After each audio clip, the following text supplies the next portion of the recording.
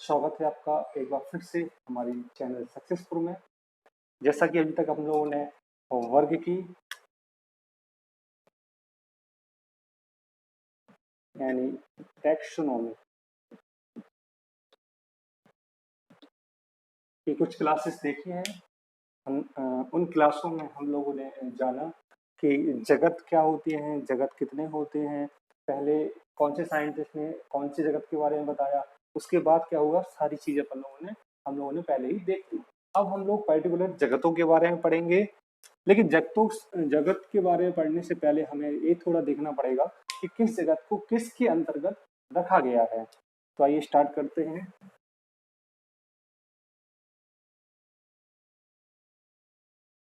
सबसे पहले जीवधारी या ऑर्गेनिज्म। जीवधारियों को जो है दो तरीके से वर्गीकृत किया गया है। एक आपका हो जाएगा प्रोकैरियोटिक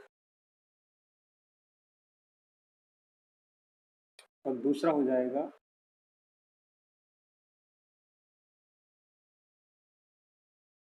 यूकैरियोटिक। एक हो जाएगा आपका प्रोकैरियोटिक और एक हो जाएगा आपका यूकैरियोटिक।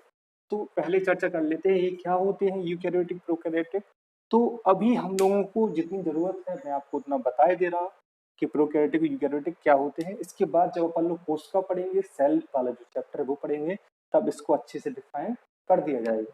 तो प्रोकैरियोटिक जो जीव होते हैं या इसके अंतर्गत जो जीव आते हैं उनमें केंद्रक जो है वो अनुपस्थित होता है, और यूकैरियोटिक में केंद्रक कैसा होता है, उपस्थित होता है। कहने का मतलब जो प्रोकैरियोटिक है वो यूकैरियोटिक की पहली स्टेज है। प्रोकैरियोटिक ही आगे जाके यूकैरियोटिक में कन्वर्ट हो जाते हैं। इसके अंतर्गत जो आपका जगत आएगा वो हो जाएगा आपका जगत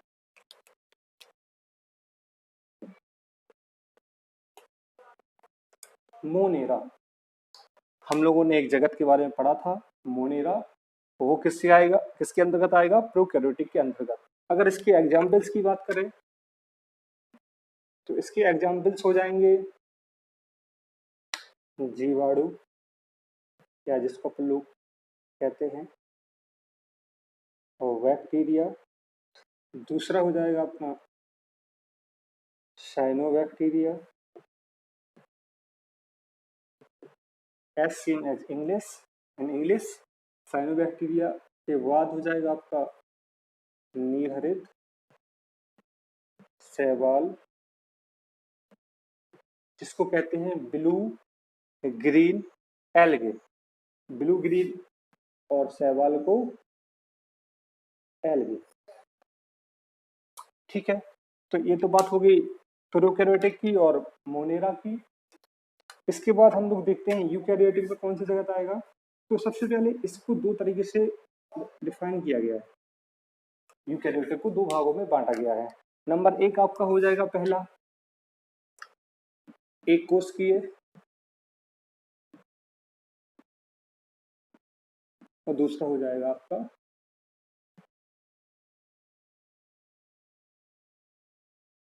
बहुकोशिकीय।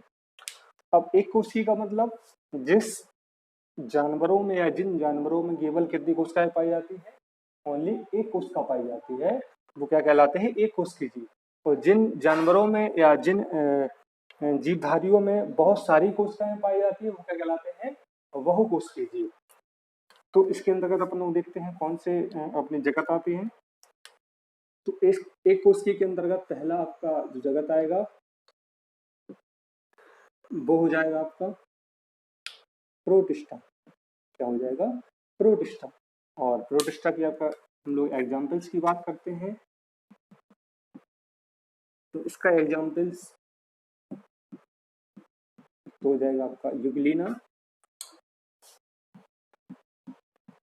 पैरामीशियम और आपका हो जाएगा अमीबा। बहुकोशिकीय जीव, इसके अगर अपन एग्जाम्पल्स की बात करते हैं, यहाँ लिखे ले रहे, बहुकोशिकीय, तो बहुकोशिकीय के अंतर्गत आपके 3 किंगडम आएंगे। एक हो जाएगा आपका पादप, एक हो जाएगा आपका जंतु, और एक हो जाएगा आपका कवक। ठीक है, तो कुल मिला के पांचों आप हम लोगों के जो जगत है वो आ गए हैं।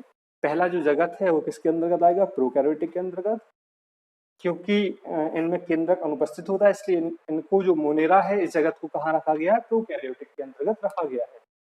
इसके बाद यूकैरियोटिक के 2 भाग होंगे, एक कोशिकीय, एक बहुकोशिकीय। तो एक कोशिकीय में प्रोटिस्टा, इसके एग्जाम्पल यूग्लिना, अमीबा, प्रामीशियम। इसके बाद बहुकोशिकीय, इसके होते हैं 3 जगत इसमें अंतर्गत, पादप, जंतु और कवक।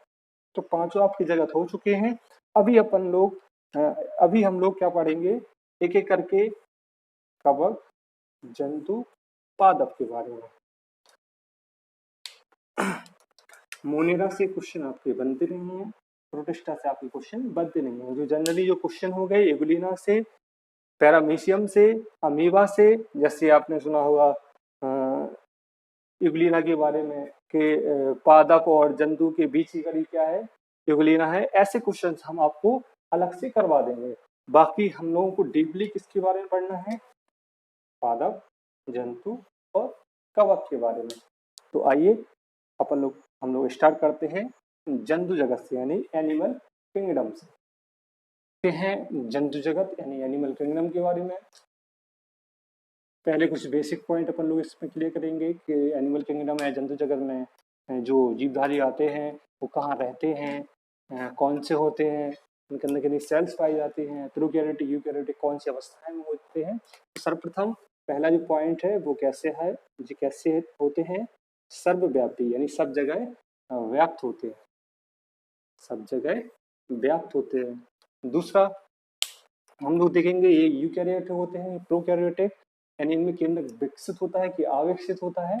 तो यूकैरियोटिक होते हैं। ये कैसे होते हैं? यूकैरियोटिक, क्योंकि हम लोगों ने पहले ही देख लिया कि जो एनिमल किंगडम है उसको कहाँ रखा गया था? यूकैरियोटिक में रखा गया था। यूकैरियोटिक के बाद देखते हैं इनमें एक कोशिका होती है, जो बहुकोश कुछ कई होते हैं ये। तो ये कैसे होते हैं? मल्टी सेलुलर, यानी बहुकोशिकीय, यानी जी एक कोशिका से मिलकर नहीं बनते हैं। ये कैसे बनते हैं? बहुत बहुत सारी कोशिकाओं से मिलकर बनते हैं। तो अब इसके बारे में हम लोगों ने इतना समझ लिया, अब इसको डिफाइन करते हैं। इसके 2 तरीके से इसको क्लासिफिकेशन किया गया है। एक में आपके पाए जाते हैं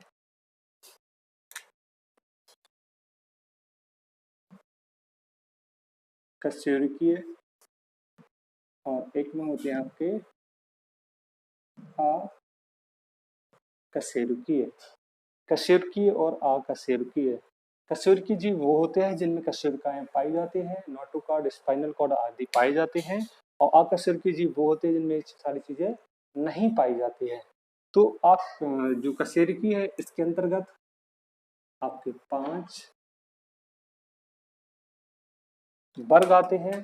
पहला हो जाएगा आपका मत्स्य, दूसरा हो जाएगा आपका उभयचर,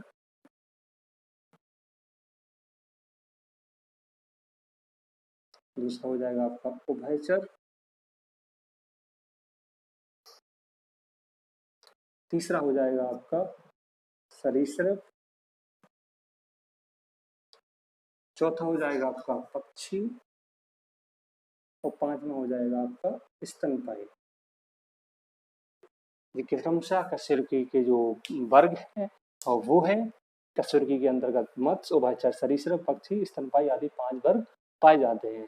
अकशेरुकी के अंतर्गत 2 वर्ग आते हैं, जिसमें पहला है प्रोटोजुआ और दूसरा है मेटाजुआ। और प्रोटोजुआ के अंतर्गत, यानी अकशेरुकी के अंतर्गत प्रोटोजुआ, मेटाजुआ हो गए। प्रोटोजुआ के अंतर्गत आपका केवल एक ही संघ रहेगा, ये प्रोटोजुआ ही। और मेटाजुआ के अंतर्गत आपके कितने संघ रहेंगे? क्रमशः 9 संघ रहेंगे। तो एक बार फिर से देखते हैं। हम लोगों ने जाना एनिमल किंगडम यानी जंतु जगत के बारे में। जंतु जगत वाले जो जीव होते हैं वो कैसे होते हैं, सर्वव्यापी होते हैं, यूकैरियोटिक होते हैं, प्रोकैरियोटिक। हमने आप लोगों को थोड़ा बता दिया यूकैरियोटिक और प्रोकैरियोटिक के बारे में कि जिनमें कोशिका जिनमें केंद्रक उपस्थित होता है वो यूकैरियोटिक कहलाते हैं, जिनमें केंद्रक उपस्थित नहीं होता है वो प्रोकैरियोटिक कहलाते हैं। प्रोकैरियोटिक यूकैरियोटिक की पहली स्टेज है। तो एनिमल किंगडम जो अपन लोग क्लासिफिकेशन करेंगे तो यूकैरियोटिक में रखेंगे किसको, जंतु जगत को। और ये कैसे होते हैं, यूनिसेलुलर के मल्टी सेलुलर। तो ये कैसे होते हैं, मल्टी सेलुलर यानी बहुकोशिकीय। इनमें कैसी कोशिकाएं पाई जाती है, बहुत सारी कोशिकाओं से इनकी मिलके इनका निर्माण हुआ है। इसके बाद जंतु जगत को अगर क्लासीफाई करेंगे तो कशेरुकी और अकशेरुकी दो तरीके से। कशेरुकी में आपके 5 वर्ग, मत्स्य, उभयचर, सरीसृप, पक्षी, स्तनपायी। और अकशेरुकी में प्रोटोजुआ और मेटाजुआ। प्रोटोजुआ में केवल एक संघ प्रोटोजुआ ही होगा और मेटाजुआ में 9 संघ आपके मेटाजुआ के अंतर्गत आते हैं। तो कशेरुकी में अपन लोग हम लोग थोड़ा बहुत इनके बारे में जानेंगे, फिर क्रमशः अकशेरुकी उठाकर प्रोटोजुआ समझेंगे, फिर बाकी मेटाजुआ के 9 संघों। तो ये देखते हैं अपन लोग कशेरुकी प्राणी के बारे में यानी कॉर्डेटा के बारे में। सबसे पहला मत्स्य। तो हम लोग इसमें ये जानेंगे कि ये सारे जो जीव हैं वो सांस कैसे लेते हैं और इनका जो हृदय है वो कितने कोष्ठी होता है। यही क्वेश्चंस एग्जाम में पूछे जाते हैं। तो मत्स्य सांस आप लोगों को सब लोगों को पता होगा, गिल्स यानी गलफड़ों से, गलफड़ों से मछलियां सांस लेती हैं। और हृदय में कितने कोष्ठी होता है, 2 कोष्ठी होता है। ठीक है। एक फ्रेंड इसका एक अपवाद भी है, आप लोग वो भी लिख लें।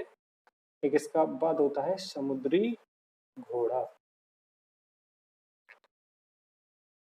मैंने इसे इसलिए बता दिया क्योंकि इसमें घोड़ा शब्द का यूज है, तो कहीं आप लोग इसको सरीसृप उसमें स्तनपायी भी न डाल दे, इसलिए मैंने यहाँ पे लिख दिया कि समुद्री जो घोड़ा है वो मत्स्य वाले वर्ग में आता है।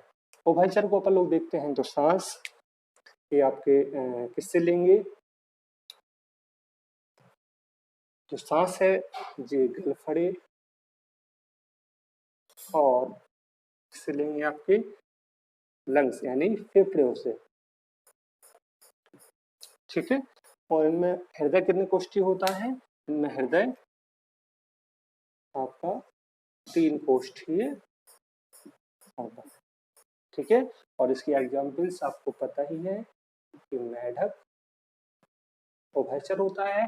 मेढक के लिए एक एक्स्ट्रा पॉइंट कि मेढक का जो अंडा होता है, अंडा से फिर लार्वा बनता है और लार्वा से फिर मेढक। इसका जो आवरण रहता है, कभी कभी पूछा जाता है कि मेढक का जो आवरण है अंडे का वो कैसा रहता है, मुलायम या कठोर। ध्यान करना कि जिसके अंडे का आवरण है वो कैसा रहेगा, मुलायम रहेगा। ये एक एक्स्ट्रा पॉइंट मैंने बता दिया। इसके बाद सरीसृप की बात करते हैं। तो सांस कैसे लेते हैं, तो सरीसृप में भी सेम ऐसे ही गलफड़े प्लस फेफड़ों से। ठीक है। और इनमें हृदय कितने कोष्ठीय होता है, तो इनमें हृदय 3 कोष्ठीय होता है। और इसके एग्जाम्पल्स क्या है, सरीसृप के आपका कछुआ हो जाएगा, अजगर हो जाएगा और आपका सांप हो जाएगा आदि। ये आपके सरीसृप के एग्जाम्पल्स हो गए। इसके बाद अपन लोग पक्षी। तो सांस ये कैसे लेंगे, ओनली फेफड़ों से।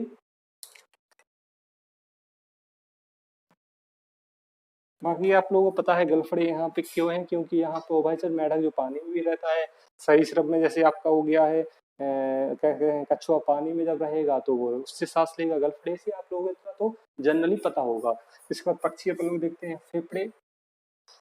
हृदय देखते हैं इनमें कितने कोष्ठी होता है, तो हृदय में होता है 4 कोष्ठी है। वो फेफड़े से सांस लेते हैं और इनमें हृदय कितने कोष्ठी होता है, 4 कोष्ठी होता है।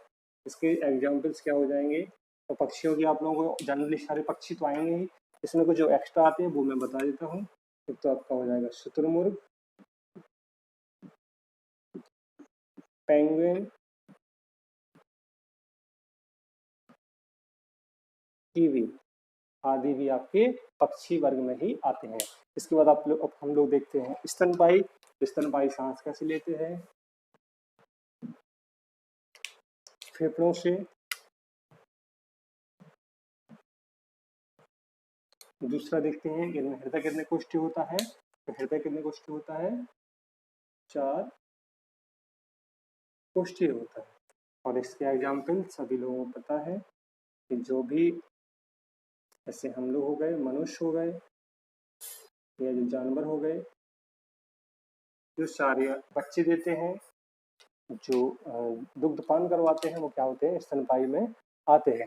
तो ये 5 वर्ग आपके हो गए कशेरुकी प्राणी के इत्यादि। आप लोग इसको नोट कर लीजिए। इसके बाद आप लोगों को जो अगली क्लास होगी उसमें हम आपको अकशेरुकी प्राणी के बारे में बताएंगे, प्रोटोजोआ और मेटाजोआ। मेटाजोआ के 9 संघ, प्रोटोजोआ का 1 संघ, उनके बारे में धीरे धीरे हम लोग डिस्कस करेंगे। तो आज की वीडियो में इतना ही, मिलते हैं नेक्स्ट वीडियो में। Thank you.